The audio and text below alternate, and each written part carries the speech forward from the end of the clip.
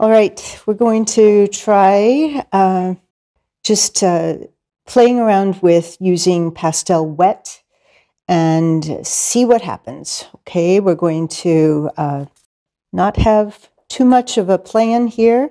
No sketch ahead of time, but just fun drawing. What I will do is I will define the area that I want to draw within, roughly. Okay, then we're going to decide on a color. This is going to be, let me show you over here first.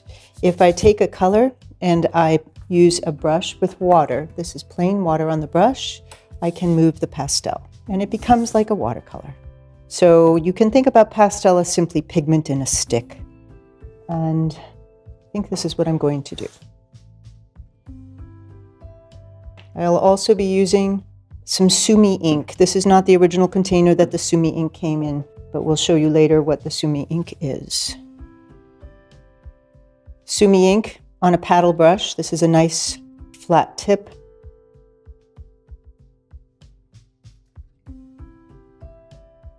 I'm trying to get some texture here, and I'm going to take a moment and let this dry.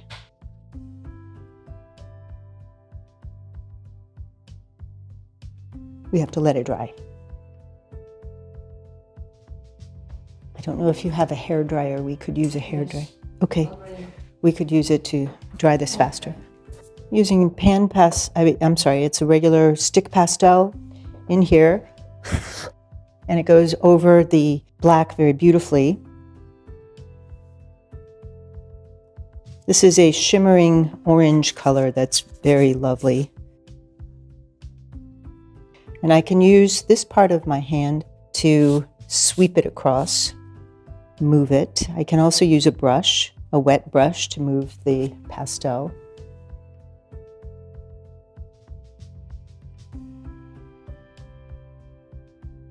Charcoal can work directly on top of the pastel, even when it's wet.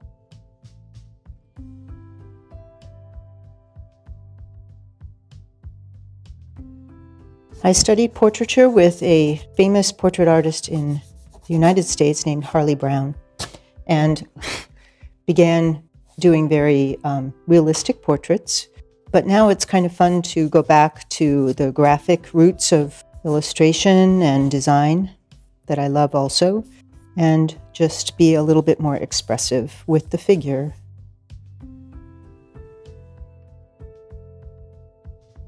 I'm going to go back in with this brush for the hair, for the darkness of the hair.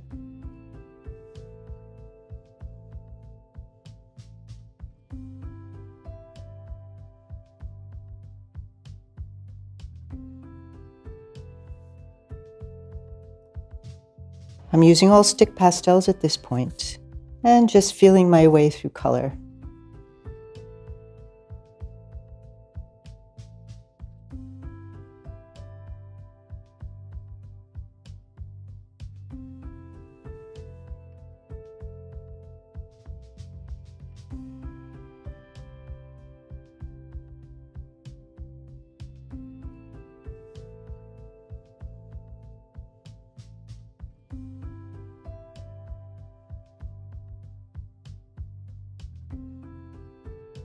Where the bone comes toward the surface of the face, the skin is thin, the face is a little bit, the color is cooler, so I will use some of this purple to show that.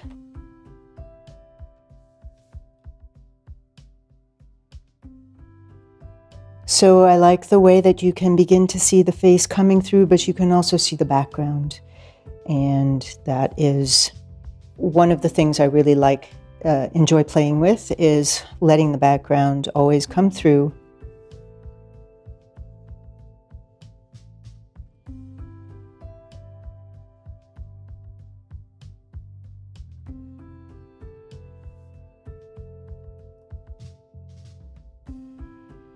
I'm going to dip back into the ink just a little bit more.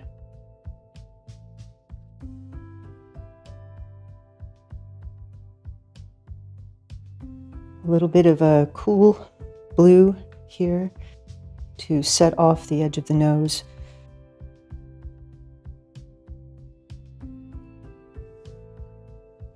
You notice not all of the strokes go the same direction.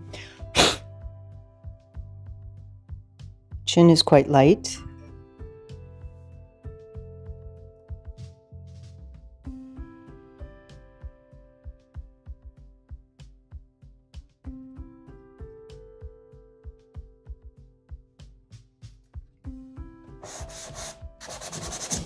This is a brownish gray. It's very nice.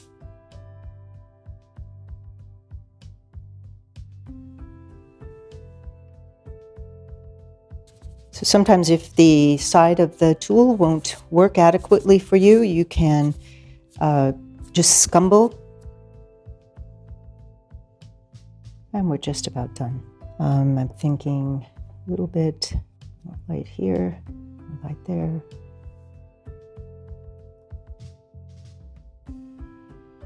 And there we go.